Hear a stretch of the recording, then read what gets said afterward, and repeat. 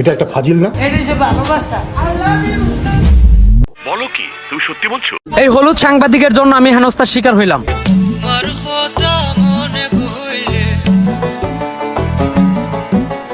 আফসোস আফসোস, বিষয়টা বড়ই আমার কাছে দুঃখজনক লাগছে।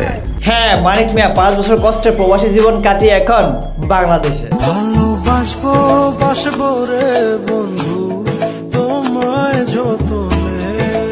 বাংলাদেশে পা রাখতে না রাখতে কিছু হলুদ সাংবাদিকের হেনস্থার শিকার হয়েছেন মানিক মিয়া। এই হলুদ সাংবাদিকের জন্য আমি হেনস্থার শিকার হইলাম। আসলে বাংলাদেশে এমন কিছু হলুদ সাংবাদিক আছে যারা তিলকে তাল বানিয়ে উপস্থাপনা করেন।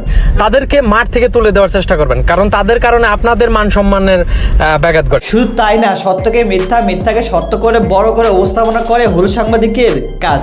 বাংলাদেশে আছে কিছু হলুদ সাংবাদিক, সত্যটাকে মিথ্যা বানায়, মিথ্যাকে সঠিক। আর দেখুন না, প্রশ্ন করার সিরি মনে হচ্ছে যেন বউ পরকীয়া করার কারণে বউকে জেরা করতেছে।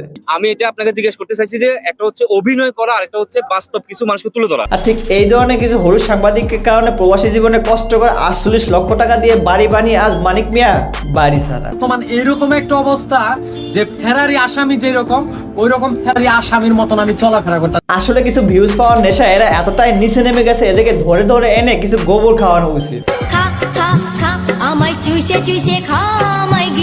এ ওয়েট, এটা কি মানিক মিয়া? আমি কি ভুল দেখছি না তো?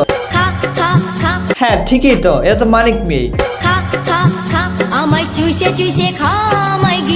হ্যাঁ এরকমই কিছু কষ্টের বাস্তবতা তুলে ধরে মানিক মিয়া মানুষের সেমটিতে কুড়িয়ে নিয়েছে। তোমার কথা মনে কইলে রাইতে ঘুম আমার আসে না। এবার চলুন মানিক মিয়ার বিয়ের ব্যাপারে জেনে আসা যাক।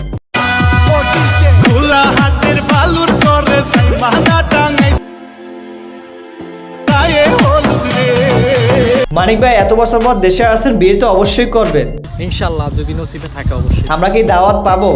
অবশ্যই ইনশাল্লাহ, আপনাদের কিন্তু অ্যাডভান্স দাওয়াত দেওয়া হলো, আমার বিয়ে তো অবশ্যই আসবে। গাইস আজকে ভিডিও সম্পর্কে মতামত অবশ্যই কমেন্টে লিখে জানাবে। যদি ভিডিও ভালো লাইক করে দিন, তাহলে চ্যানেল সাবস্ক্রাইব করে আমাদের সাথেই থাকো। ধন্যবাদ।